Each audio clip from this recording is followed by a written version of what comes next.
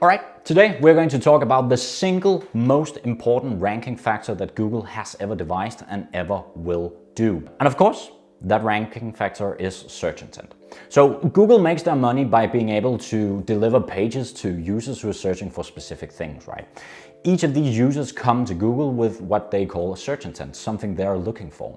If you want to rank and if you want to provide the most relevant content for a given keyword, what you want to do is you want to fulfill that search intent. Pretty simple, right? Well, it's actually very advanced and quickly gets very, very complex, but I'm going to walk you through sort of how you determine search intent, what kind of search intents to look for, and how that fits into your SEO content strategy. So, first and foremost, what is search intent, right? Behind every single time a person visits Google and searches for something, they have a need, they have a pain point, they have some information that they want to look for, something they want to do, and they don't know where to find it themselves, right? So that's where they use Google, who's pretty good at finding relevant pages.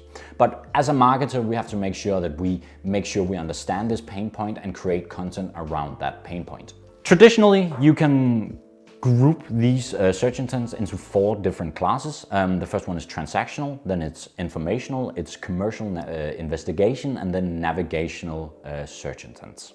So when you're putting together your content plan where you have the keyword you want to rank for, you've already looked up the volume and you're probably already excited about all the kind of guests that are going to arrive at your site, right? You want to align all these keywords with their proper search intent. You want to align the keywords with their given search intent so you know what kind of content you should write in order to fulfill that search intent. The best way to figure out search intent is actually pretty easy. Go to the Google search for whichever keyword it is you're working on and look at what the top 10 results are. Because Google is really great at figuring out search intent. So you can bet that if a given page is in the top 10 for a given query, then it's actually fulfilling at least a part of the search intent that users normally have whenever they Google this specific keyword. And the point is, it's important here that even if you choose a correct keyword, if you choose the wrong search intent, you're not going to rank, right? If what you're looking, if you find the keyword Christmas sweaters and figure out I can write a long blog post about this and then it should rank. But actually what people are looking for when they Google Christmas sweaters are, well, sweaters to buy, right? So if you don't deliver that search intent, if you don't fulfill it, you're not going to rank properly. Now, I'll walk you quickly through the 4 different kinds of search intent. The first one is informational. This is where people are looking to know something.